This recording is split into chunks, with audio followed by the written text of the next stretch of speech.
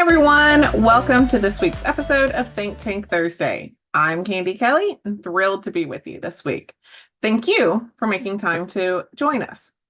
Before we jump into this week's episode, I have to show some love to our Think Tank sponsors. We love Simnox, Roller, Delta Strike, Expert Hosiery, Embed, Betson, and BMI merchandise. We appreciate all their support, which helps us offer you new episodes every single week. As we often say, True Entertainment likes to take a break from all of the doing that we have to get done and spend some time thinking on Thursdays.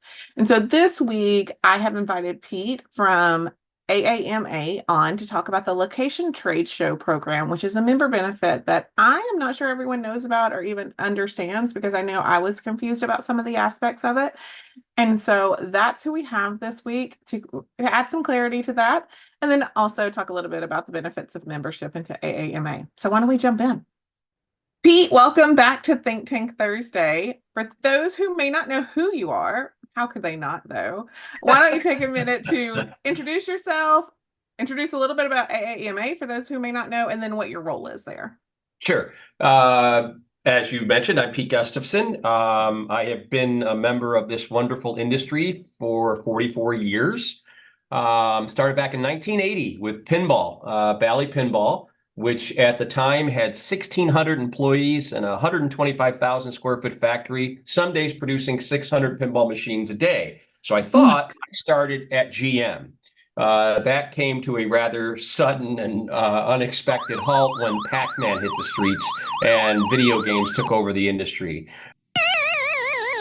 And my involvement with AAMA, so I was in manufacturing for years until I jumped into this role at AAMA full-time as a member of staff back in 2016. It's coming up on 7 years. It would be May of 2016 is when I started with AAMA.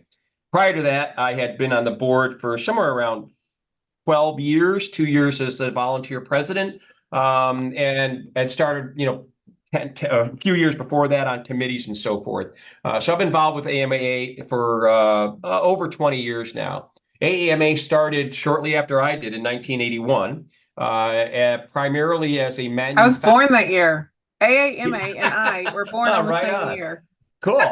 Well, 81 is when the association started, and it was formed by like-minded manufacturers who wanted to get a more unified voice in protecting their membership and what they were doing, and making sure that there was no overreaching legislation coming down the pike that was going to harm them and their businesses. It from there grew to add the distributors, which was a much healthier distributor network. I shouldn't say healthy, larger distributor network is probably the right way to phrase it. I think back in 1980, there might have been 50 US-based distributors. Today, you can count them on a little over two hands. So they were a big community that needed representation as well. And since then, we've added suppliers, professional service organizations, insurance companies, finance companies, and so forth. And of late, it's probably been the past 12 years, family entertainment center owner operators. So we're made up of 5 communities: manufacturers, distributors, suppliers, professional service organizations, and family entertainment center owner operators in the out-of-home family entertainment space. Yes, True Entertainment is a proud member of AAMA as Indeed, well. you are. So, and I have to, silver linings of bad things. COVID actually is what increased our activity level with the association, and just getting to know you better through the peer talk led us to wanting to be more involved. So you had definitely an influence in our involvement level. Well, I'm touched by that. I've enjoyed the relationship with you guys so immensely. I don't know who came up with the phrase, but it's a COVID keep. I'm glad we got. Now, I wanted to invite you on because there is a member benefit from AAMA that, even as a member, I do not 100% understand. So I got to thinking how many other members don't 100% understand or even know it's available to them. And so I brought you on to talk about the Location Trade Show program. So can you provide a quick overview of what that program is and what its benefits are for the members of AAMA? Sure. So many years ago, we're probably talking 20, 25 years ago, we had a trade show, the ASI show, the AMOA show. Those were the primary shows we attended. Even back then, not many members were going to IAPA. And we recognized that there were a whole lot of what we refer to as location trade shows taking place around the country that our members weren't accessing. So this would have been the pizza show, the roller skating show, the bowlers show, water park show, IAPA. The list goes on and on of trade shows that were adjacent to what we did and had a need for the kind of entertainment we provided, right? There was a natural fit there. And so we started a program where we would work with the trade show organizers, call it BPAA, and secure a pavilion in the booth and on the floor plan.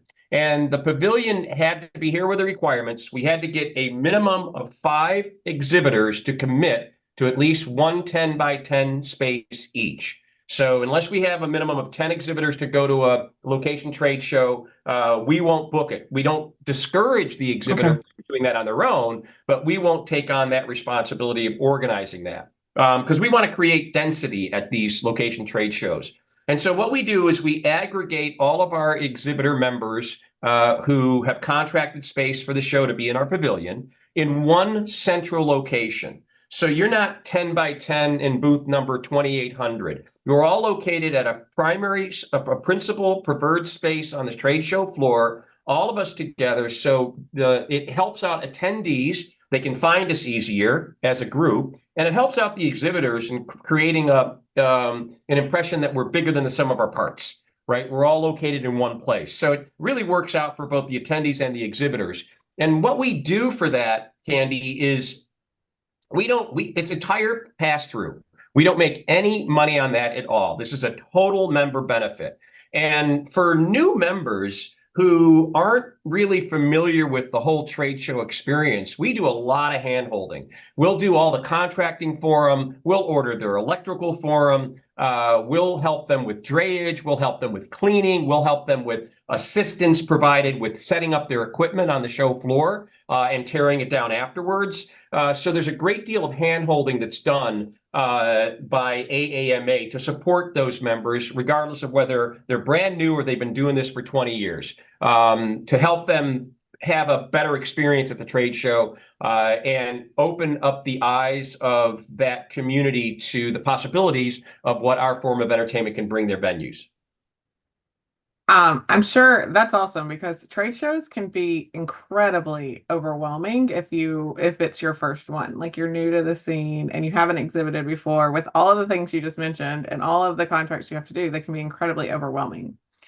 Is it open to all 5 segments? I mean, like anybody that's exhibiting, because oftentimes I've heard to the location trade show program referred to sometimes as like the game room or the game room in the pavilion. And so I'll say as a member, like I always just assumed I had to manufacture games to be a part of it. No, not at all. Well, so in the past, we would set up the booths as individual 10 by 10 spaces. And nobody recognized that it was the AAMA pavilion. They kind of recognized when they walked up, oh, all the games are centrally located in one place, but they didn't connect that it was part of the AAMA pavilion. And over the years, we came up with the idea, and I think it was one of the plush suppliers who said, wouldn't it be great to create a space that looks like a game room on the trade show floor? And we got the members to agree that we're exhibiting to remove those barriers, all of the pipe and drape between the booths, and create a space that looked a lot more like what you would walk into, a game room in a location, to create that kind of like aha moment in the attendees' eyes of what the possibility could be for them should they take on the, getting rid of 3 or 4 lanes in a bowling center and adding up a game room. Back in the day, 25 years or so ago, I mean, we do 15 of these a year. So it was a big program. And we actually, back then, we would subsidize a portion of the booth price.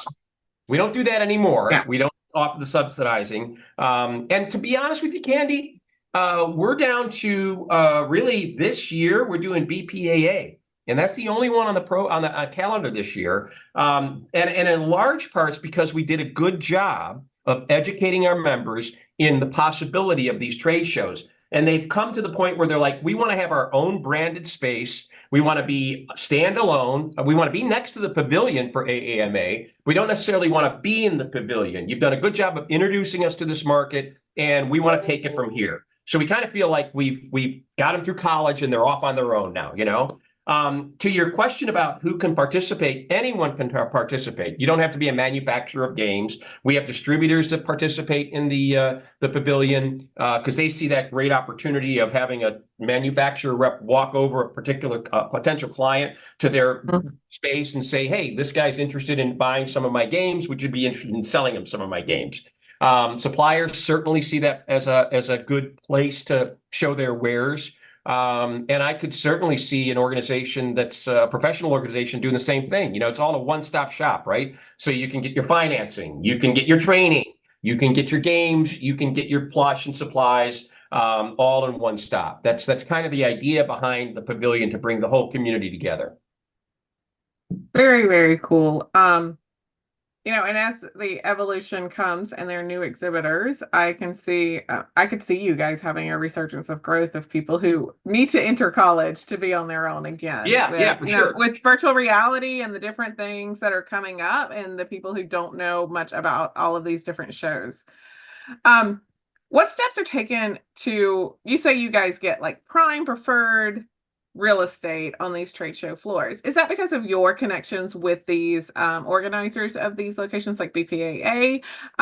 Or is it because you're committing to a certain number of booths that gives you preferred real estate?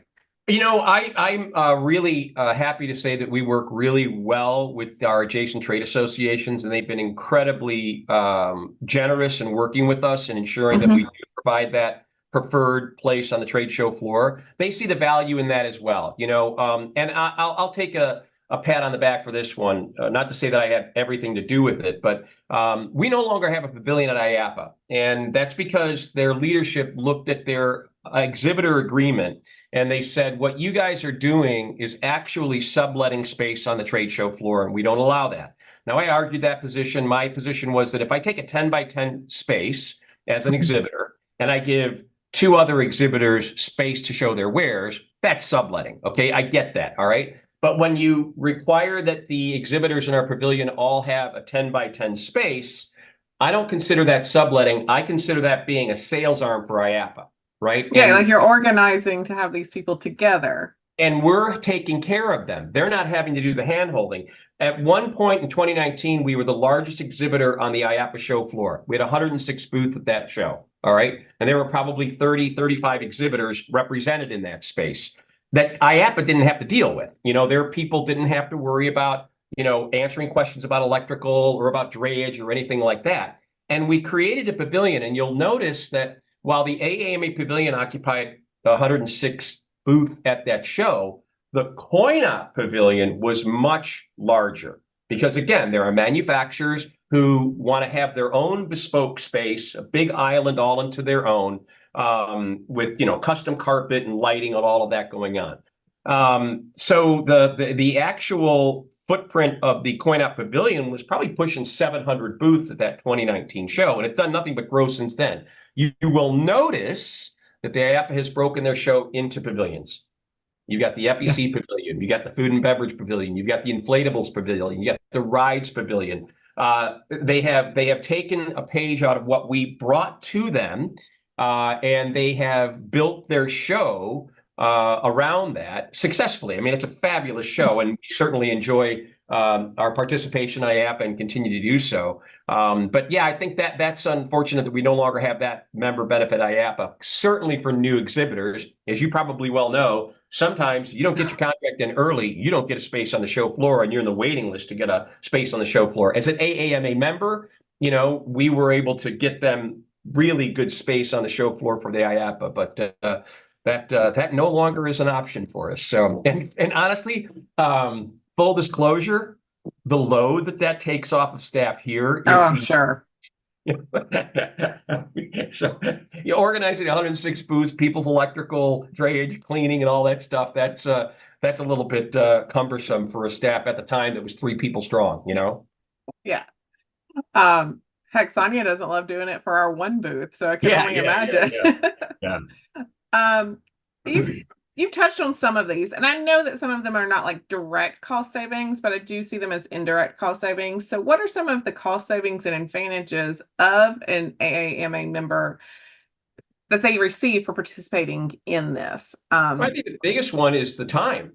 The not having to be responsible for getting all your contracts in when they're supposed to be in. And believe me, we do a lot of chasing. There's people that sign up for the figure I'm done. I don't have to do anything else. Well, you do have to show us what your floor plan is going to be, so we know where to put the electrical, et cetera. So, but yeah, in many cases, some of the exhibitors will manage that on their own still, but really the savings and the benefits are you're going to be in a single space with all the other exhibitors. It's like a mini show within a show. As I said, the turnkey solutions we provide and the services we provide to our members at no additional cost. You pay the same rate for that booth with BPAA, for example, as you would booking it directly through BPAA or going through the LTS program. So I think really it's time and the services we provide that are the advantage. You're not really saving money per se outside. That's why I call them indirect cost savings. Yeah, indirect costs. Yeah, for sure.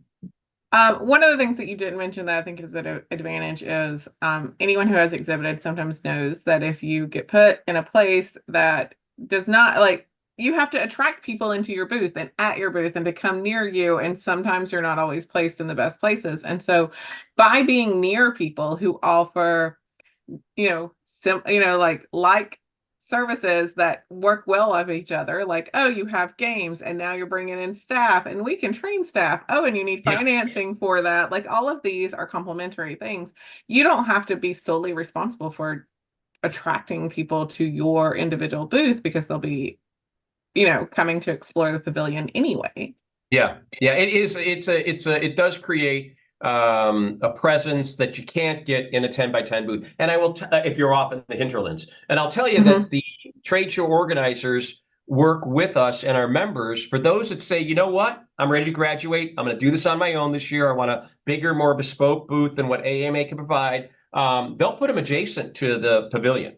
So they're not going to stick them way in the hinterlands. All right. So they'll organize the members who desire to be on their own outside of the pavilion, so they're close to where we're at. If that's something they choose to do, they'll give them that option so that everybody is together, much the same as IAPA does. As I said, when 2019 we had 106 booths. The actual footprint for CoinOp on the trade show floor was probably pushing 700 booths. They were all located in what they referred to as the CoinOp pavilion.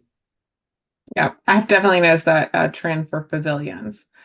Can you walk us through what the registration is for a location trade show program and the requirements and guidelines that members should know? I know that there's a form on your website, but I don't know anything else that they should know. Yeah, I mean, it's not that complicated. The industry promotion committee gets together several times throughout the year. One of the key talking points is where are we going to go next? What's the next thing we're going to be exploring as a market our members may not be aware of?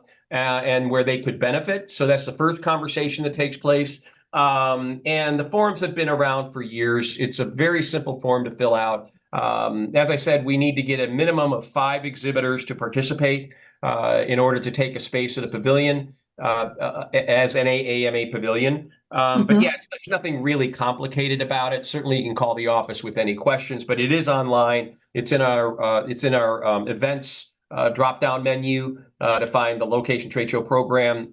It'll show you the calendar of what's coming up and when, as well as registration. It's first come, first serve. So we do make noise about the LTS program being launched with email blasts, social media posts, and so forth, so people get awareness of it and they can sign up as soon as that sign-up sheet's activated.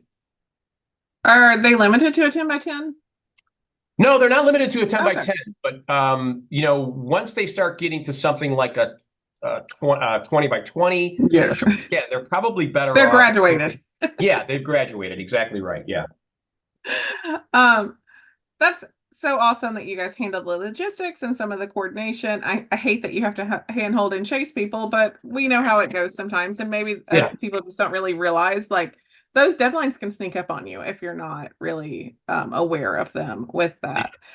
So you said that this year you guys are going to BPAA. What are some of the potential shows that you guys do consider when you're looking at the shows for the year?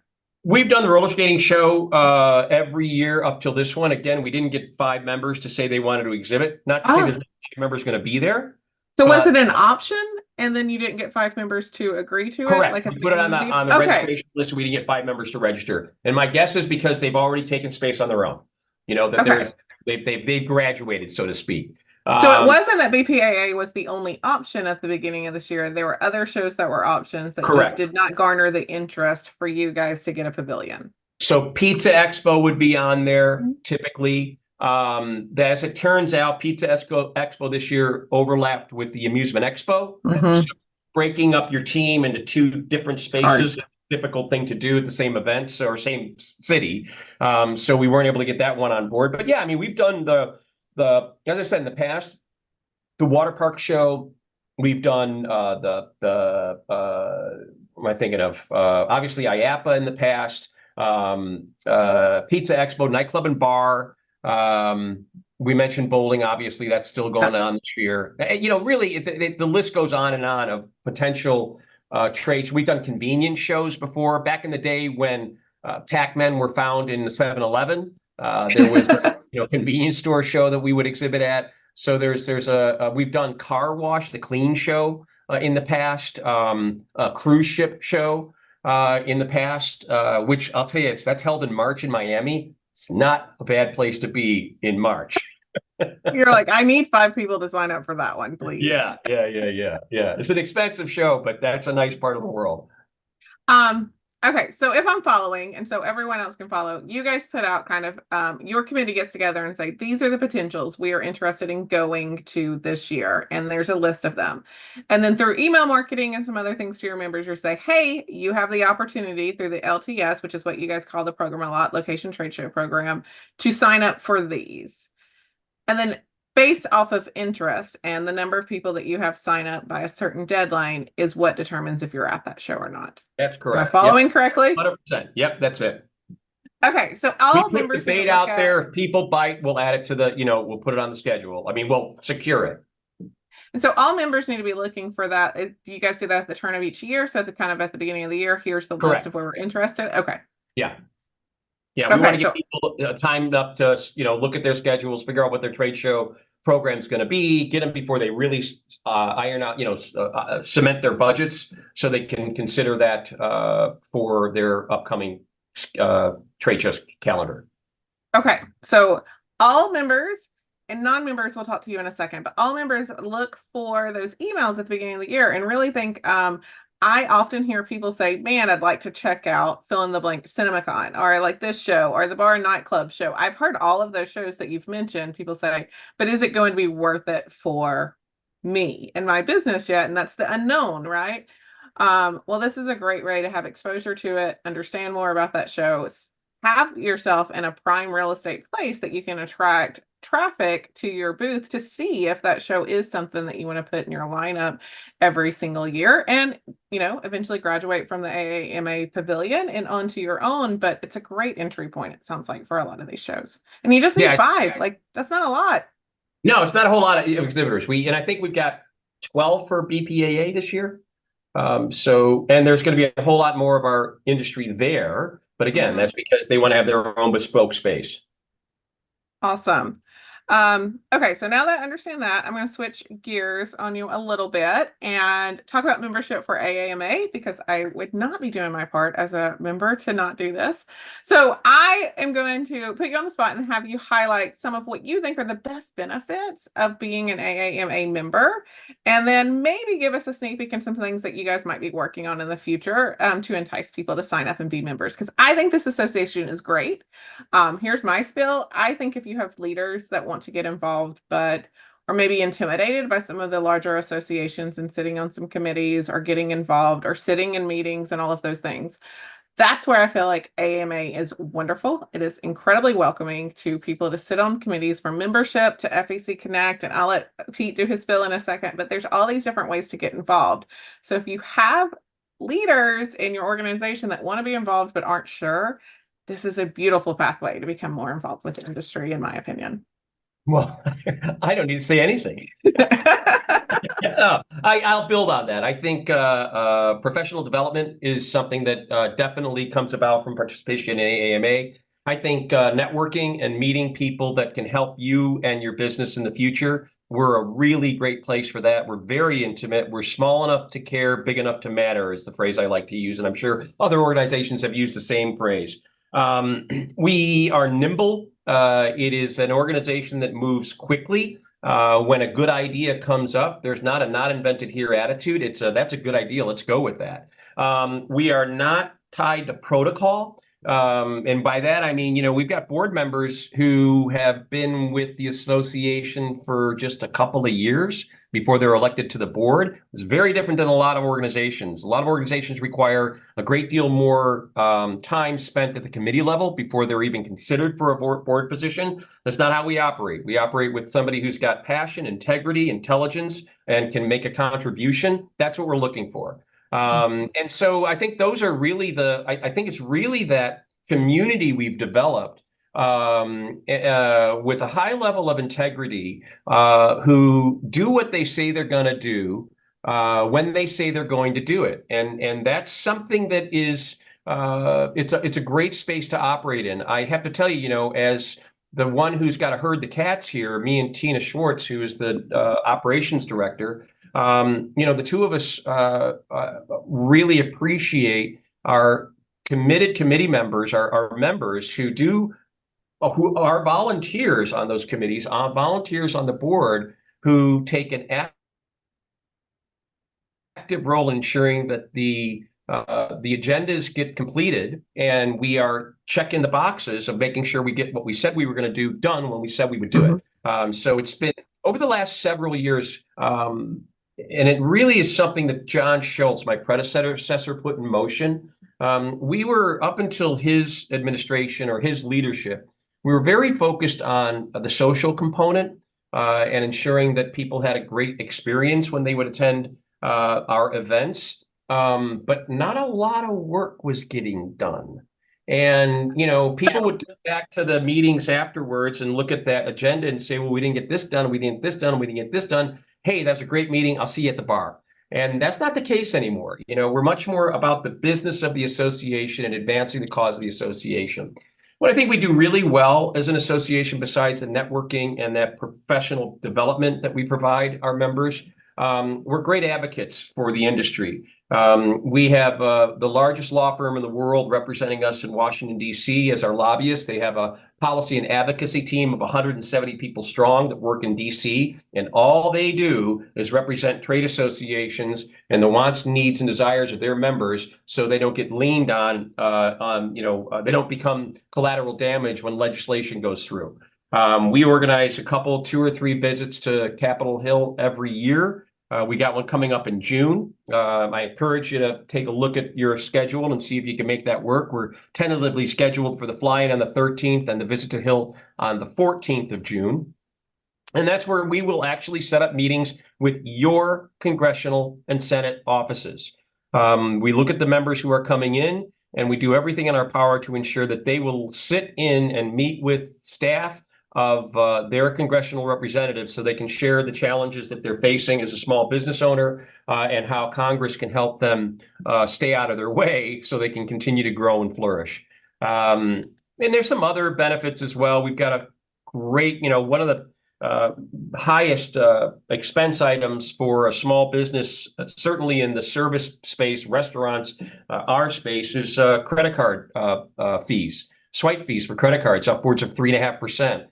We work with a company called Service First that does a fabulous job of reducing those fees. And I've got members who are saving in excess of $100,000 a year in credit card swipe fees. Just let that number sit with you for a while. What could you do with an extra $100,000 in your budget from just reclaimed fees that would normally go to a credit card company? So they're the big ones. I really think the community and the networking and the professional development is a key one, right? And getting to meet people who are leaders in the space. I mean, how many places can you go where you go sit down with the leadership of Dave and Buster's and pick their brain about what their operational, philosophy is? And that's the space we provide. You could sit down with the president of Betson Distributing and talk about what the trends he sees coming. There's a lot of opportunity for that networking to take place that we encourage. Coming up in September, we have our annual meeting.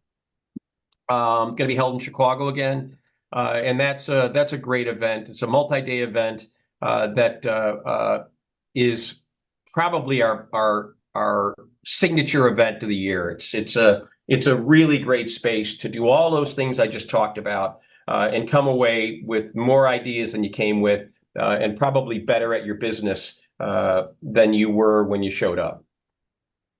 So everyone, there's some big invitations. So September, there's the annual meeting. In Yeah. June, there is a Washington, D.C. date. I've been to the annual meeting, had a wonderful time. And Beth has been to a Washington tour date, and she said it changed everything that she thought about like that aspect of membership and how beneficial it was. And I'm going to embarrass Beth here, but we were walking across from the Senate offices to the House of Representatives side of the Capitol. If you don't know how it's set up, the Senate offices are on one side and the House of Representatives office on the other side, and you got to walk across the Capitol grounds to get there. And she teared up as we were walking past the Capitol. She thought, this is the coolest thing I've done in a long while. Now, those of you know Beth, she's quick to tear up, but Yes.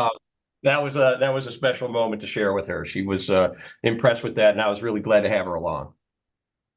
All right, Pete, if someone is interested in becoming a member, they've heard all this and they're like, man, that's an association I want to be a part of. Where are you going to send them? I'd send them to us. You can call us in the office, 847-290-9088, and talk to Tina, Melissa, Justin, or me. And you won't get a computer answering the phone. You'll get a human being that'll answer the phone. Or you can visit our website. There's a membership registration there for you to join. Yeah, join the party. I mean, it's we're about 175 members strong now, which is, as I said, it's an intimate size. You get to meet some very strategic partners by being a member of AAMA and participating in the events that we have throughout the year. Join Awesome. committee. Yeah. Yes, join a committee. So, I have a signature question for Think Tank. You've been here before. So, what are you doing right now to consistently grow yourself, Pete? This might surprise you. Probably the thing that I've done over the past 7-8 years that's been more rewarding, challenging, and enlightening to me has been my participation with a 50-member audition choir. I'm a second tenor in Chicagoland Voices. We do public performances throughout the year. It is principally comprised of music professionals, teachers, educators, directors, and so forth, who teach and lead, but don't very often get an opportunity to perform. And so that's what it was put together for 11 or 12 years ago. And I've joined, and I can't tell you the number of times being part of that I said, I can't do this. This is too difficult. I'm a pretty good musician, but this is all university level choir music. We're doing 4 songs in foreign languages for our next performance. There are some songs that have upwards of, well, hell, there's one we did with 18-part harmonies in it. Now you might say, wait a minute, Pete, there's only 12 notes in a chromatic scale. I get that. There's 18 parts spread around in a couple different octaves to make it work. But yeah, that's something that I do, and I'm glad I got through that learning curve, and that I'm a pretty comfortable public speaker. I've been doing that for the better part of my career. And being in the choir, I had to get a prescription for Xanax because I was so nervous on the stage that I was going to screw up. Thankfully, I don't have to take that anymore. But it definitely was. There were times where I wanted to quit, and I said, "No, I'm going to stick this out." And it's just last night. I had a rehearsal last night, and before you rehearse, you practice at home, so you know what you're getting into. And as I'm listening to some of this music, it's so jaw-droppingly beautiful. I was tearing up listening to the music that we're going to perform. It's like, So that's what I keep on doing to keep myself humble and keep myself growing. I believe I have seen a video of this choir because I believe during COVID, you guys, is this the same choir that released the video? Oh, y'all are all on Yeah, Zoom yeah, Bridge Over doing. Troubled Water. Yeah, yeah, Yes, I yeah. remember seeing that. Awesome. Well, Pete, thank you so much for your time. If people want to connect with you or AAMA, I know AAMA is coin-op.org, but where would you send them to connect with you? Oh, you can call. You can get a hold of me at pete@coin-op.org. Pete at All right. coin-op.org. All right. Well, thank you again for your time today. My pleasure, Candy. It's good, great talking to you. All right, guys. I want to once again thank Pete for coming on and spending time with us today so that we can better understand the member benefit, which is the location trade show program, and then to also entice some of you that may not yet be an AAMA member to join us. I love being an AAMA member. I love sitting on the committees that I sit on. I just love being a part of this industry. And I am not kidding when I say I think it provides a beautiful pathway to getting more involved here. So again, thank you to my 2024 sponsors. We are very appreciative of them and their support so that we can bring you new insights and information every week. And then always remember, if you have a Think Tank idea, if you want to be a guest on Think Tank or want to sponsor Think Tank, please don't hesitate to reach out to me. You can find me at candy@trainertainment.net. And then always be sure to check out where you can connect with us in real life. All of our upcoming events and appearances can be found at trainertainment.net under our events menu. Thank you all, and I'll catch you next time.